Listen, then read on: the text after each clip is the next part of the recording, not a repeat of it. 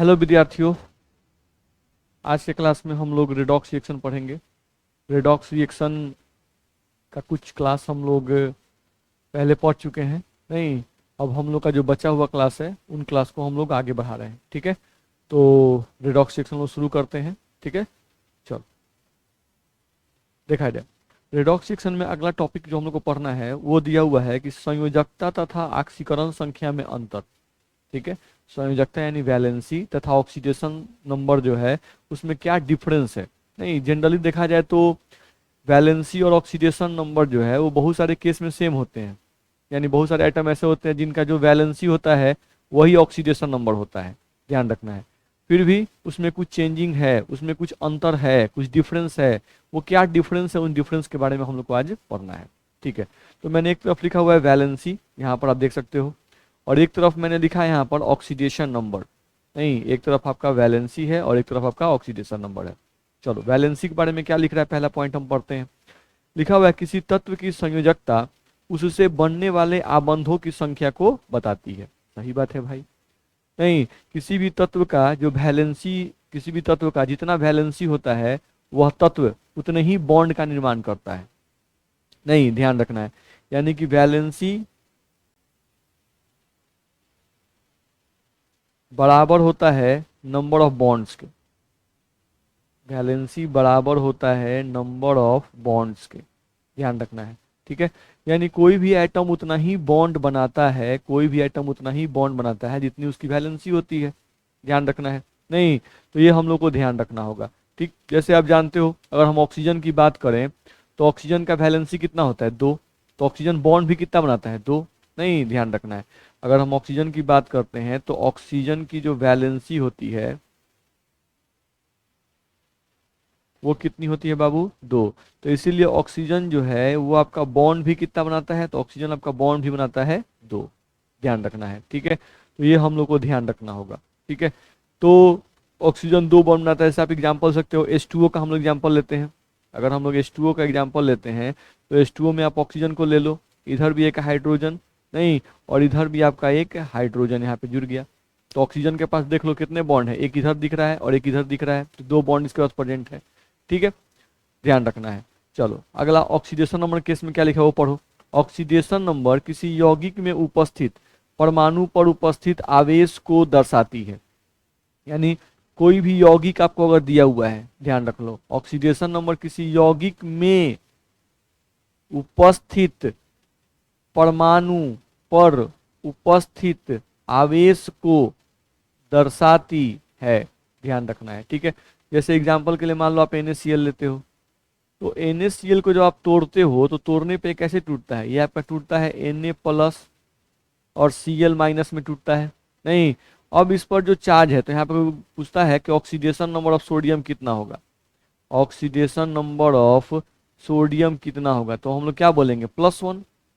ध्यान रखना है। कोई बोलता है कि ऑक्सीडेशन नंबर ऑफ क्लोरीन क्या होगा, तो ऑक्सीडेशन नंबर ऑफ क्लोरीन हम लोग कोई बोलेगा तो क्या बोलेंगे, -1। ध्यान रखना है। तो ऑक्सीडेशन नंबर किसी यौगिक में उपस्थित, किसी यौगिक में से NaCl एक यौगिक हो गया, अब इस यौगिक में परमाणु कौन कौन है, सोडियम है और क्लोरीन है। नहीं, तो ऑक्सीडेशन नंबर किसी यौगिक में उपस्थित परमाणु पर उपस्थित आवेश को दर्शाता है। नहीं, तो NaCl एक यौगिक है और इसमें परमाणु कौन कौन है, सोडियम और क्लोरीन। तो इस यौगिक में सोडियम पर कितना आवेश है, क्लोरीन पर कितना आवेश है, अगर वो आप बता देते हो तो वही ऑक्सीडेशन नंबर कहलाता है। ध्यान रखना है। ठीक है, वैलेंसी का मतलब कि कोई भी एटम कितना बॉन्ड मैक्सिमम एक यौगिक में बना रहा है वो वैलेंसी है। ध्यान रखना है। ठीक है, और ऑक्सीडेशन नंबर क्या है, किसी भी यौगिक में किसी भी परमाणु पर जो आवेश उत्पन्न होता है उस आवेश को आप क्या कहते हो, ऑक्सीडेशन नंबर कहते हो। ध्यान रखना है। ठीक है, आई होप मेरी बात आप लोगों को समझ में आ रही होगी। अगले पॉइंट पे आते हैं। लिख रहा है कि संयोजकता केवल एक संख्या है, संयोजकता केवल एक संख्या है, इसमें कोई चिन्ह पॉजिटिव या निगेटिव नहीं होता है। सही बात है भाई। जैसे एग्जांपल के तुम H2O लिखे हो तो H2O में ऑक्सीजन की वैलेंसी कितनी होगी, 2। ऑक्सीजन 2 हैंड से जुड़ा हुआ है, तो ऑक्सीजन की वैलेंसी, वैलेंसी ऑफ ऑक्सीजन हम लोग कितना लिखेंगे, 2।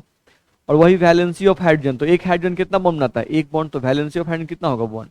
यहाँ पर हम देखो हाइड्रोजन के साथ कोई प्लस माइनस नहीं लगाए हैं, ऑक्सीजन के भी वैलेंसी के साथ कोई प्लस माइनस नहीं लगाए हैं।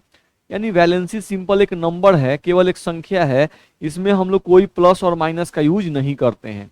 ठीक है, ध्यान रखना। सल्फर की वैलेंसी आप बोलते हो 2 4 6, ऐसा नहीं बोलते हैं +2 +4 +6 या -2 -4 -6।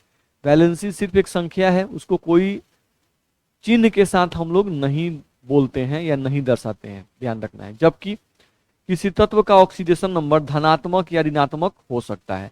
जैसे H2O तुम बोल रहे हो, नहीं तो H2O में अगर हम देखें तो ऑक्सीडेशन नंबर ऑफ हाइड्रोजन कितना आएगा, तो +1 आएगा, और ऑक्सीजन ऑक्सीजन कितना आएगा, तो वो आएगा -2। क्यों आएगा, आप समझ रहे हो। अगर हम O लिख रहे हैं और O के साथ यहाँ पर हम लोग 2 H लिख रहे हैं, एक H और एक H, 2 H आप लिख रहे हो, तो मैंने बताया था कि जो मोर इलेक्ट्रोनिगेटिव ऑक्सीजन इस यहाँ पे क्या है, मोर इलेक्ट्रोनिगेटिव है। ऑक्सीजन जो है आपका, ये आपका है मोर इलेक्ट्रोनिगेटिव, ध्यान रखना है। और हाइड्रोजन क्या है, लेस इलेक्ट्रोनिगेटिव। तो जो मोर इलेक्ट्रोनिगेटिव होता है उस पर माइनस चार्ज डेवलप होता है, और जो लेस इलेक्ट्रोनिगेटिव होता है उस पर प्लस चार्ज डेवलप होता है। अब इन दोनों के बीच में सिंगल बॉन्ड है, तो इस पर -1 चार्ज और इस पर +1 चार्ज, ध्यान रखना है। इन दोनों के बीच में भी सिंगल बॉन्ड है, तो फिर इस पर +1 चार्ज और इस पर -1 चार्ज। तो देखोगे हाइड्रोजन पे कितना हम लोग का चार्ज आ रहा है, +1, तो ऑक्सीडेशन नंबर ऑफ हाइड्रोजन कितना होगा बाबू, +1 होगा। ऑक्सीजन पे चेक करो तो -1 और -1 कितने हो गए, -2, तो ऑक्सीजन का ऑक्सीजन नंबर क्या आ गया, -2 आ गया। तो तुम देख सकते हो कि जब भी ऑक्सीडेशन नंबर बोला जा रहा है तो वो चार्ज को लगा के बोला जा रहा है, नहीं धनात्मक साइन और ऋणात्मक साइन के साथ बोला जाता है, नहीं, जबकि वैलेंसी में ऐसा कुछ नहीं है। ध्यान रखना कि वैलेंसी सिर्फ बॉन्ड की संख्या है बाबू, ध्यान रखना है। ठीक है, तो आई होप ये बात भी आपको समझ में आ गई होगी। फिर लिखा हुआ है किसी भी तत्व की संयोजकता शून्य नहीं हो सकती है एक्सेप्ट इनर्ट गैसेज। जो अक्रिय गैस होते हैं वो चूंकि आबंध नहीं बनाते हैं, अक्रिय गैस, इनर्ट गैस का मतलब क्या है, अक्रिय गैस, जो आबंध का निर्माण नहीं करते हैं, तो उनकी वैलेंसी हम लोग 0 मानते हैं। ठीक है, क्योंकि इनर्ट गैस बॉन्ड का निर्माण नहीं करते हैं तो वैलेंसी तो बॉन्ड के बराबर होता है, तो जो बॉन्ड नहीं बनाते हैं उनकी वैलेंसी क्या होती है, 0। तो इनर्ट गैसेस की वैलेंसी 0 होती है। बाकी पीरियोडिक टेबल में जितने भी तत्व हैं उनकी कुछ ना कुछ वैलेंसी होती है, कभी भी उनकी वैलेंसी 0 नहीं होती है, ध्यान रखना है। ठीक है, चलो ऑक्सीजन में क्या बोल रहा है, जबकि ऑक्सीडेशन नंबर 0 हो सकती है, ध्यान रखना है। अब हाइड्रोजन H2 है, अब H2 में अगर तुम देखोगे ध्यान से तो H2 कैसे होता है, यहाँ पर हम लोग दिखाएं, ज्यादा अच्छा दिखाया हुआ है, देखो H2 को हम लोग यहाँ लिखे हुए हैं, नीचे तुम देख सकते हो H सिंगल बॉन्ड H, तो यहाँ पे हाइड्रोजन कितना बॉन्ड बना रहा है, एक बॉन्ड, तो इसका वैलेंसी 1 होगा। लेकिन इन दोनों की विद्युतनात्मकता समान है, तो इस पर इसके कारण आवेश 0, इस पर भी आवेश क्या आएगा, 0। तो ऑक्सीडेशन नंबर कोई पूछता है कि भाई H2 में किसी भी एक हाइड्रोजन का ऑक्सीडेशन नंबर बताओ, तो वो कितना आएगा, 0 आएगा। क्यों, क्योंकि दोनों की विद्युतनात्मकता क्या है, सेम है। अगर एक ज्यादा विद्युतनात्मक होता, एक कम विद्युतनात्मक होता, तब एक पर प्लस और एक पर माइनस साइन डेवलप होता, ध्यान रखना है। ठीक है, यहाँ देख लो Cl2 दिया है, नहीं यहाँ पर एग्जांपल है Cl2 और उसी को रिप्रेजेंट किया गया Cl बॉन्ड Cl से, दोनों परमाणु सेम है, दोनों की विद्युतनात्मकता समान है, तो इस पर भी चार्ज 0 और इस पर भी चार्ज 0, तो ऑक्सीडेशन नंबर ऑफ क्लोरीन क्या आ जाएगा बाबू, Cl2 में 0 आ जाएगा। नहीं, क्लोरीन का ऑक्सीडेशन नंबर Cl2 में तुमको क्या आ जाएगा बाबू, 0 आ जाएगा। जबकि यहाँ पे Cl2 में कोई पूछता है कि भाई वैलेंसी ऑफ 1 क्लोरीन बताओ, एक क्लोरीन की वैलेंसी कितनी है, तो वैलेंसी कितना होगा, 1। H2 में ही कोई पूछ दिया कि भाई वैलेंसी ऑफ हाइड्रोजन बताओ, तो वैलेंसी ऑफ हाइड्रोजन कितना हो जाएगा, 1, क्योंकि वैलेंसी बराबर है नंबर ऑफ बॉन्ड। कोई भी एटम किसी भी यौगिक में कितना बॉन्ड का फॉर्मेशन करता है वो वैलेंसी है, नहीं। और ऑक्सीडेशन नंबर क्या है, चार्ज, नहीं, किसी भी यौगिक में एटम पे जो चार्ज डेवलप होते हैं, तो चार्ज डेवलप कब होंगे, जब एक एटम कम विद्युतनात्मक होगा और दूसरा एटम ज्यादा विद्युतनात्मक होगा, तभी हम लोग का चार्जेस डेवलप करेंगे, ध्यान रखना है। ठीक है, चलो तो ये भी अंतर समझ में आ गया। अगला दिया हुआ है किसी भी तत्व की संयोजकता हमेशा पूर्ण संख्या होती है। पूर्ण संख्या का मतलब होता है कि वैलेंसी जो होगा वो फ्रैक्शनल में नहीं बोला जाता है। वैलेंसी जनरली आप बोल सकते हो 1 2 3 4 ऐसे बोल सकते हो। जैसे वैलेंसी ऑफ कार्बन कितनी होती है बाबू, 4, क्योंकि कार्बन हमेशा कितना बॉन्ड बनाता है, 4 बॉन्ड। वैलेंसी ऑफ ऑक्सीजन कितना, तो 2, क्योंकि ऑक्सीजन हमेशा कितना बॉन्ड बनाता है, 2 बॉन्ड बनाता है। चलो यहाँ आ जाओ, जबकि किसी तत्व के ऑक्सीडेशन नंबर का मान भिन्नात्मक हो सकता है। ऑक्सीडेशन नंबर का मान जो है भिन्नात्मक हो सकता है। जैसे हम एक्स मेथड से इसका ऑक्सीडेशन नंबर निकालना चाहते हैं, तो 3 आयरन का हम लोग ऑक्सीडेशन नंबर निकालना है, मान लो आयरन कितना है 3, तो हम लोग यहाँ से क्या मानेंगे 3x, ध्यान रखना है। एक ऑक्सीजन का -2, तो 4 ऑक्सीजन है तो 3x - 8। इज इक्वल्स टू क्या आएगा, 0 आएगा। तो यहाँ से तुम x का वैल्यू निकाल सकते हो, x इज इक्वल्स तुमको वैल्यू क्या आ जाएगा 8/3। तो यहाँ पे जो तुम ऑक्सीडेशन नंबर निकाले, ये ऑक्सीडेशन नंबर तुम्हारा क्या आ गया, फ्रैक्शनल आ गया। ऑक्सीडेशन नंबर बाबू तुम्हारा क्या आ गया, फ्रैक्शनल आ गया। तो ऑक्सीडेशन नंबर फ्रैक्शनल हो सकता है, लेकिन वैलेंसी जो होता है वो जनरली तुमको क्या होता है, वैलेंसी जनरली पूर्ण संख्या ही होता है, ये होल नंबर ही होता है। इसमें जनरली हम लोगों को कभी भी फ्रैक्शनल वैल्यू नहीं आता है, लेकिन ऑक्सीडेशन नंबर फ्रैक्शनल आ सकता है। ठीक है, चलो। सामान्यतः एक तत्व अपने सभी यौगिकों में समान संयोजकता दर्शाता है। नहीं, ध्यान रखना है, जैसे ऑक्सीजन की संयोजकता देखो तो उसके सभी यौगिकों में उसकी जो वैलेंसी होती है ऑक्सीजन की, वो हमेशा कितनी होती है, 2 होती है। नाइट्रोजन की वैलेंसी हमेशा कितनी होती है, 3 होती है। ध्यान रखना है, ठीक है। तो जनरली किसी भी एक एटम का वैलेंसी फिक्स होता है, ध्यान रखना है, जनरली। नहीं, कुछ ऐसे एटम हैं जो वैलेंसी वेरिएबल दिखाते हैं, ये बात सही है, नहीं, लेकिन मैक्सिमम केस में एक एटम का वैलेंसी अगर देखें तो एक एटम का वैलेंसी उसके सभी यौगिकों में क्या होता है बाबू, तो लगभग सेम रहता है, वो चेंज नहीं करता है। सामान्यतः बोला जा रहा है, ठीक है, ध्यान रखना है, ठीक है। अगला आ जाओ। किसी तत्व का ऑक्सीडेशन नंबर उसके अलग अलग यौगिकों में अलग अलग हो सकती है, ध्यान रखना है, ठीक है। यानी एक ही तत्व का ऑक्सीडेशन नंबर, एक ही तत्व का ऑक्सीडेशन नंबर अलग अलग केस में अलग अलग हो सकता है। जैसे देखो यहाँ पे क्या लिखा हुआ है, ऑक्सीजन का ऑक्सीडेशन नंबर उसके अलग अलग यौगिकों में अलग अलग हो सकता है, ठीक है। जैसे ऑक्सीजन की वैलेंसी फिक्स है, वो कितनी होगी, हमेशा 2 होगी। ध्यान रखना, हमेशा कितनी होगी बाबू, 2 होगी। लेकिन ऑक्सीजन का ऑक्सीडेशन नंबर अलग अलग आ जाएगा। जैसे एग्जाम्पल करके देख लो, अगर हम लोग का ऑक्सीजन हाइड्रोजन के साथ है, जैसे हम एग्जाम्पल यहाँ पे लेते हैं बाबू, देख लो। हम पहला ले लिए एग्जाम्पल H2O, जिसको तुम जानते हो वाटर। अब इस वाटर में ऑक्सीजन का ऑक्सीजन तुमको निकालना है, तुम क्या लिखते हो, O, यहाँ पर तुम लिख दिए H, और यहाँ पर तुम लिख दिए H। ऑक्सीजन और हाइड्रोजन के बीच में यहाँ पर सिंगल बॉन्ड है, नहीं, और ये लेस इलेक्ट्रोनिगेटिव हाइड्रोजन और ये मोर इलेक्ट्रोनिक, तुम यहाँ लेते हो -1, यहाँ लेते हो +1। इसके केस में लोगे तो यहाँ लोगे तुम +1, यहाँ लोगे तुम -1। तो यहाँ से तुमको ऑक्सीजन का ऑक्सीडेशन नंबर तुमको कितना आ जाएगा, तो ऑक्सीजन का ऑक्सीडेशन नंबर तुमको आ जाएगा -2। कितना आ जाएगा बाबू, -2। तो ये ऑक्सीजन का ऑक्सीजन तुमको यहाँ पर आ गया -2, कहाँ पर, वाटर में, ध्यान रखना है, ठीक है। अब तुम दूसरा एग्जाम्पल लो, हम लोग ले रहे हैं यहाँ पर H2O2, हम लोग यहाँ पे ले रहे हैं H2O2, जिसको आप बोलते हो हाइड्रोजन पेरोक्साइड, जिसको आप क्या बोलते हो, हाइड्रोजन पेरोक्साइड। अब अगर तुम हाइड्रोजन पेरोक्साइड देखोगे, इसके स्ट्रक्चर को तुम अगर लिखते हो तो कैसे लिखोगे, HOOH। यहां पर तुम चार्ज बैठाओ +1 -1, इनके बीच में बैठाओ -1 +1, यहाँ भी ऑक्सीजन, यहाँ भी ऑक्सीजन, तो इनके कारण चार्ज क्या आएगा, 0 0। तो इस केस में हाइड्रोजन पेरोक्साइड केस में अगर तुम ऑक्सीडेशन नंबर ऑफ ऑक्सीजन की तुम बात करोगे तो यहाँ पे ऑक्सीडेशन नंबर ऑफ ऑक्सीजन वो क्या आएगा, -1 आएगा। ध्यान रखना है, ठीक है। तो ये सब चेंजिंग है, देखो अभी ऑक्सीजन का ऑक्सीजन नंबर -2 था, नहीं, यहाँ पर -1 आ गया। लेकिन तुम यहाँ पर देख सकते हो ऑक्सीजन यहाँ पर भी एक बॉन्ड और एक बॉन्ड बना रहा है, तो ये इस हाइड्रोजन पेरोक्साइड में भी ऑक्सीजन की वैलेंसी नहीं चेंज है। यहाँ भी कोई पूछे तुमसे कि बाबू तुमको वैलेंसी ऑफ ऑक्सीजन क्या होगा, तो अभी भी तुम्हारा वैलेंसी ऑफ ऑक्सीजन जो होगा वो तुमको 2 ही होगा, लेकिन ऑक्सीजन नंबर चेंज कर गया। जो प्रीवियस एग्जाम्पल हम लिए हुए थे, इसमें भी ऑक्सीजन 2 बॉन्ड बना रहा है, एक इधर बना रहा है इस हाइड्रोजन के साथ, नहीं, और एक इधर बना रहा है इस हाइड्रोजन के साथ। तो यहाँ भी अगर कोई पूछ दे कि भाई वैलेंसी ऑफ ऑक्सीजन कितना होगा, तो वैलेंसी तो यहाँ भी फिक्स है, ऑक्सीजन का 2 होगा, ठीक है। तो वैलेंसी फिक्स है, लेकिन ऑक्सीजन चेंज हो गया। जैसे हम लोग दूसरा एक एग्जाम्पल ले लेते हैं,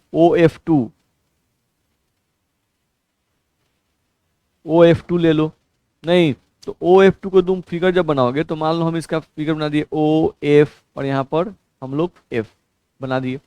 अब OF2 में ऑक्सीजन जो है ये लेस इलेक्ट्रोनिगेटिव हो गया, फ्लोरीन मोर इलेक्ट्रोनिगेटिव। यहाँ आएगा -1, यहाँ आएगा +1, यहाँ आएगा -1 और यहाँ आएगा +1। तो इस केस में अगर तुम oxidation number of oxygen check करोगे बाबू, तो वो तुमको आ जाएगा +2, ध्यान रखना है। और वही अगर तुम वैलेंसी चेक करोगे यहाँ पर भी, कि वैलेंसी ऑफ ऑक्सीजन कितना है, तो वो अभी भी तुमको 2 ही दिखाई देगा कि ऑक्सीजन यहाँ भी 2 ही बॉन्ड बना रहा है, एक बॉन्ड इधर फ्लोरीन के साथ और एक बॉन्ड इधर फ्लोरीन के साथ। तो वैलेंसी नहीं चेंज कर रहा है लेकिन ऑक्सीडेशन नंबर चेंज करता है, ध्यान रखना है।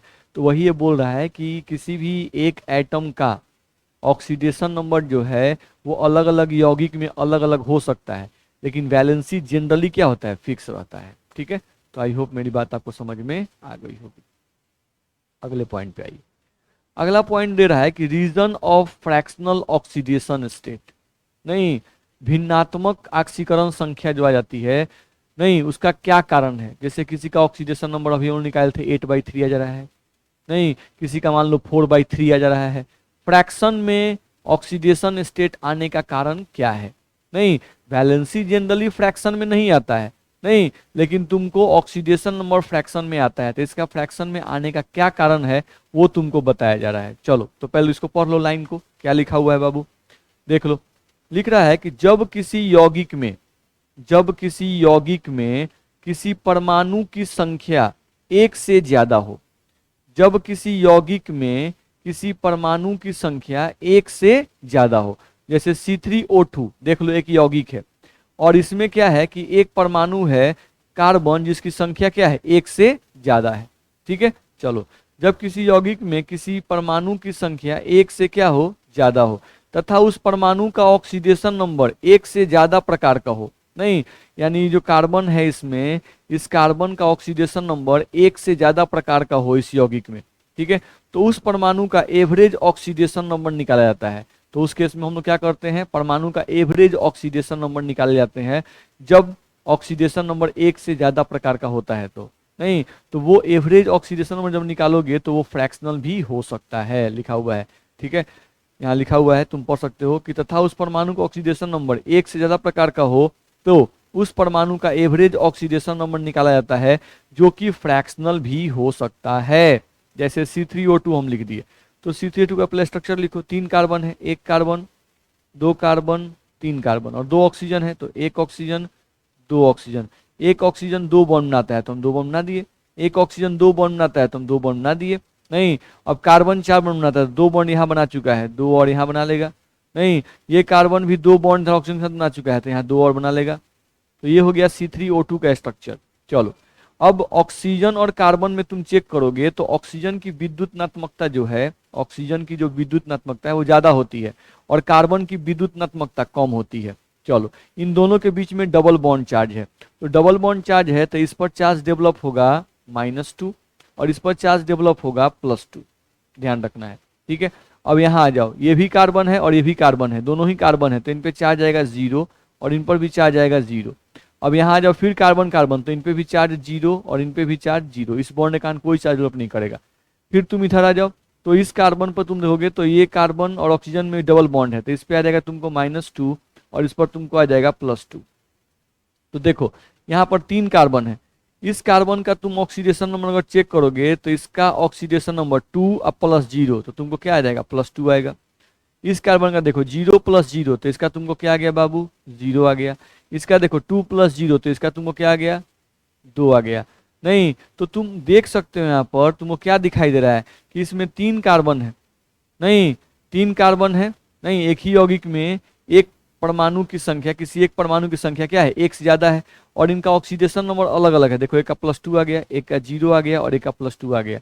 तो इस केस में आपको एवरेज ऑक्सीडेशन नंबर निकालोगे, इस केस में बाबू तुम क्या निकालोगे, एवरेज ऑक्सीडेशन नंबर निकालोगे। तो वो क्या हो जाएगा, इन तीनों को जोड़ दो, नहीं तो कितना हो जाएगा, +2 +0 और +2 डिवाइडेड बाई 3 कार्बन है तो 3 कार्बन से डिवाइड कर दो, नहीं तो तुमको आ जाएगा 2 और 2 4, 4/3। तो देख लो यहाँ पे ऑक्सीडेशन नंबर जब तुम निकाले तो तुमको क्या आ गया, फ्रैक्शनल ऑक्सीडेशन नंबर, ध्यान रखना है। तो जनरली किसी भी परमाणु का अगर एवरेज किसी भी परमाणु का कहीं पे ऑक्सीडेशन नंबर अगर फ्रैक्शन में दिया हुआ है तो समझ जाओ कि वह ऑक्सीडेशन नंबर क्या होगा, एवरेज ऑक्सीडेशन नंबर जनरली होता है। नहीं क्योंकि एवरेज ऑक्सीडेशन नंबर का वैल्यू ही जनरली फ्रैक्शन में आता है, 4/3 2/3 इस तरह से आता है। और ये कब पॉसिबल होता है, जब किसी एक यौगिक में एक ही प्रकार का परमाणु एक से ज्यादा हो तथा उस परमाणु का ऑक्सीडेशन नंबर एक से ज्यादा प्रकार का हो, तभी ऐसा होता है। ठीक है, तो आई होप मेरी बात आपको समझ में आ गई होगी। जैसे और भी एग्जाम्पल दिए गए हैं Fe3O4।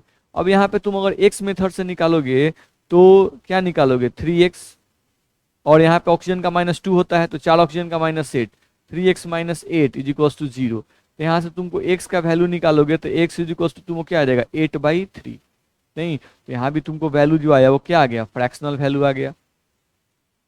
यहाँ भी तुमको क्या वैल्यू आ गया, फ्रैक्शनल वैल्यू आ गया, ध्यान रखना है। तो फ्रैक्शनल वैल्यू आया, तुमको कैसे आया।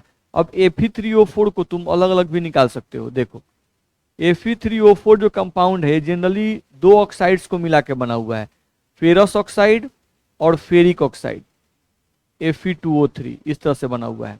नहीं, अब तुम FeO में पहले आयरन का ऑक्सीडेशन नंबर निकालोगे, तो यहाँ पे तुम निकालोगे इसको तो x, और इसको तुम क्या मानोगे, ऑक्सीजन का -2 होता है तो x - 2 इज इक्वल टू 0। इस केस में तुमको आ जाएगा x is equal to +2।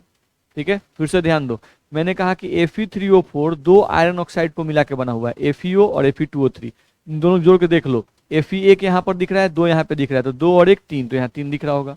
Oxygen देख लो, 1 यहाँ पर है, 3 यहाँ पर है, तो 3 और 1 4, तो यहाँ भी 4 तुमको दिख रहा होगा। नहीं, तो Fe3O4 जो है ये दो ऑक्साइड्स को मिला के बना है।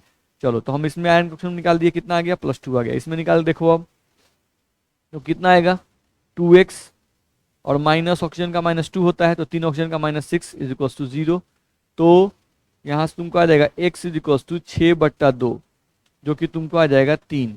ठीक है, अब इनका एवरेज जब तुम निकालोगे बाबू, इनका जब तुम एवरेज निकालोगे, इसका और इसका एवरेज निकालोगे, नहीं एवरेज वैल्यू, जब तुम एवरेज इनका निकालोगे तो वो एवरेज तुमको क्या आएगा, ध्यान रखना है। कैसे करेंगे, तो चलो 2 लिख देंगे, अब +3 वाला कई आयरन है, 2 आयरन है, तो 3 × 2 हम लोग 6 लिखेंगे, बट्टा टोटल आयरन कितने हैं, तो 2 यहाँ पे दिख रहा है, 1 यहाँ पे दिख रहा है, तो डिवाइड बाई 3 करेंगे, तो वैल्यू क्या आ जाएगा बाबू 8/3, ध्यान रखना है। ठीक है, तो ये 8/3 आया, ध्यान रखना है। तो फ्रैक्शनल क्यों आया, क्योंकि हम लोग एवरेज वैल्यू यहाँ पर निकालना ऑक्सीडेशन नंबर का। ठीक है, तो जब भी कोई पूछता है कि किसी भी यौगिक में किसी परमाणु का ऑक्सीडेशन नंबर एवरेज आ रहा है, इसका कारण क्या है, तो आप बोलिए कि जरूर उस यौगिक में जो परमाणु है वो उसकी संख्या 1 से ज़्यादा है और उसका ऑक्सीडेशन नंबर 1 से ज़्यादा प्रकार का है, इसी कारण से वो फ्रैक्शनल ऑक्सीडेशन नंबर दिखाएगा। सेम एज Mn3O4 दिया हुआ है, नहीं तो Mn3O4 में तुम देखोगे तो अगर निकालोगे यहाँ से तो फिर वही आएगा 3x, Mn का निकालना ऑक्सीडेशन नंबर, तो इसको 3x मान लिए। ऑक्सीजन का -2 होता है तो -8 is equal to 0। This simply, यहाँ से भी x का वैल्यू क्या आ गया 8/3।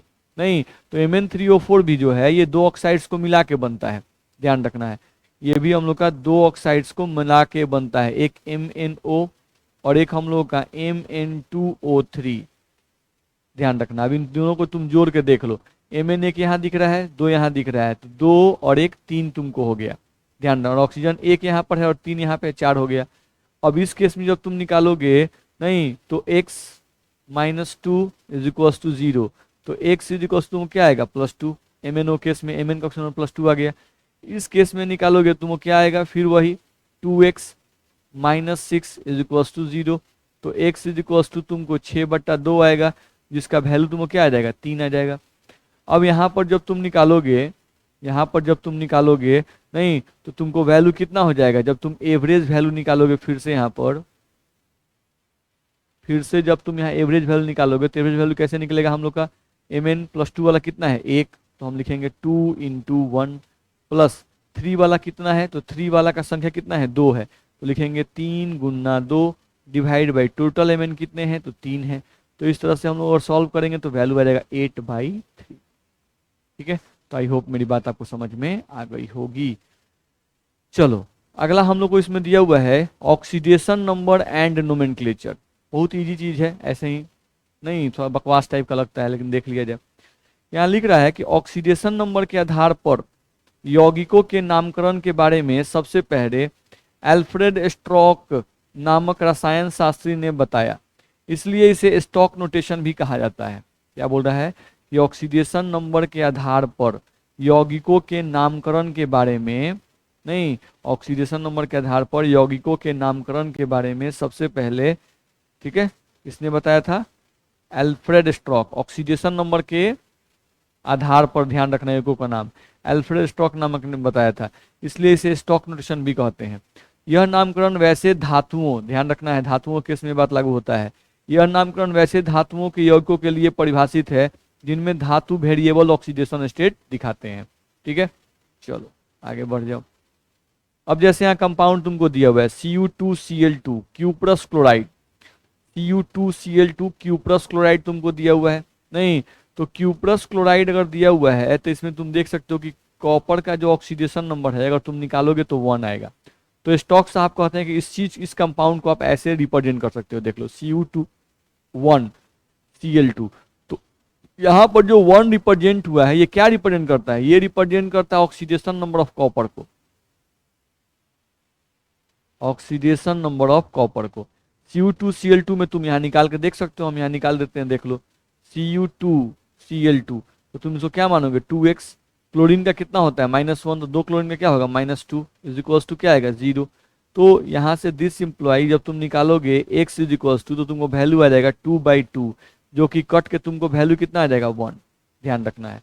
तो वही हम लोग को बताया जा रहा है। अब जैसे यहाँ CuCl2 है, तो जब यहाँ निकालो तो कॉपर का ऑक्सीडेशन नंबर यहाँ कितना आएगा +2 आएगा, तो उसको रोमन अंक में यहाँ देखो यहाँ रिप्रेजेंट किया गया है Cu, इसी फॉर्मूला को लिखा गया है, Cu उतार दिया गया और बीच में क्या ला दिया गया 2, तो ये 2 क्या रिप्रेजेंट कर रहा है oxidation number of copper Cl2। वैसे ही फेरस सल्फेट है तो इसको लिखना होगा, तो यहाँ पर इसका ऑक्सीडेशन नंबर जब तुम आयरन का निकालोगे तो तुमको 2 आएगा, इसको ऐसे लिखना है Fe2SO4। तो ये स्टॉक साहब का नोटेशन हो गया। जैसे यहाँ पर आयरन का तुम निकालोगे, नहीं निकाल के देख लो 2x और SO4 का -2 होता है, तो 2x - 6 इज इक्वल टू 0, तो x इज इक्वल तुमको वैल्यू आ जाएगा 6/2, जो कि तुमको वैल्यू आ जाएगा +3, ध्यान रखना है। तो यहाँ पर तुम देख सकते हो कि यहाँ पे तुम्हारा हो जाएगा Fe और यहाँ पर तुम डालोगे 3 Fe2 यहाँ रहेगा और फिर तब लिखेंगे SO4 का होल 3। तो ये स्टॉक साहब ने ऐसे लिखने का तरीका हमको बताया था। अगर ऑक्सीडेशन नंबर लोअर रहेगा तब अस लगाते हैं OUS, और अगर ऑक्सीडेशन नंबर हाइयर रहेगा तो इक लगाते हैं, ध्यान रखना है, क्यूप्रस क्यूप्रिक। देख रहे हो आयरन का 2 ऑक्सीडेशन नंबर, इस केस में इसका ऑक्सीडेशन नंबर +2 है और इस केस में इसका ऑक्सीडेशन नंबर कितना है +3 है। तो जब ऑक्सीडेशन नंबर कम रहेगा तो अस लगाते हैं, जब ज्यादा रहेगा तो क्या लगाते हैं इक लगाते हैं। ये हम लोग को ध्यान रखना पड़ेगा। तो किसने बताया था, स्टॉक साहब ने बताया था, एल्फ्रेड स्टॉक। चलिए, लिखा हुआ है कि कुछ अधातु भी वेरिएबल ऑक्सीडेशन स्टेट दिखाते हैं, कुछ अधातु भी वेरिएबल ऑक्सीडेशन स्टेट दिखाते हैं, लेकिन सामान्यतः अधातुओं के यौगिकों के लिए स्टॉक नोटेशन का उपयोग नहीं किया जाता है। जैसे एग्जांपल के लिए PCl3 एंड PCl5 लिखा हुआ है, तो देख लो फॉस्फोरस का यहाँ पर ऑक्सीडेशन तुम निकालोगे तो तुमको +3 आ जाएगा, यहाँ पर तुम निकालोगे तो तुमको +5 आ जाएगा। ठीक है, जैसे यहाँ लिखा है oxidation number of phosphorus in PCl3, तो कितना आएगा बाबू +3 आएगा, यहाँ पर PCl5 में कितना आएगा +5 आएगा, ध्यान रखना है। ठीक है, तो इनके केस में स्टॉक नोटेशन का उपयोग नहीं किया जाता है। ऐसे यौगिकों को सिर्फ नाम के द्वारा पहचाना जाता है। ऐसे PCl3 का नाम लिखना है तो क्या लिखा हुआ है देख लो, फॉस्फोरस ट्राइक्लोराइड, और PCl5 को फॉस्फोरस पेंटाक्लोराइड, ध्यान रखना है। इसमें कहीं भी फॉस्फोरस का ऑक्सीडेशन नंबर रिप्रेजेंट नहीं किया गया है। ठीक है, तो जनरली धातुओं केस में ऐसा नोटेशन यूज किया जाता है और धातुओं केस में ऐसा नोटेशन यूज नहीं किया जाता है। ठीक है, चलिए, तो आज के क्लास में हम लोग इतना ही पढ़ेंगे, ये हम लोग का टॉपिक था, थोड़ा थोड़ा हम लोग पढ़ेंगे, तो अगले क्लास में फिर रेडॉक्स सेक्शन की पढ़ाई को हम लोग आगे बढ़ाएंगे। ठीक है, तो इतना ही हम लोग पढ़ेंगे, ध्यान रखना है। इतने को आप लोग मन लगा के रिवीजन कर लेंगे और फेयर कर लेंगे। इसको हम लोग अब कन्वर्ट कर दें PDF में और इसको सेव कर दें।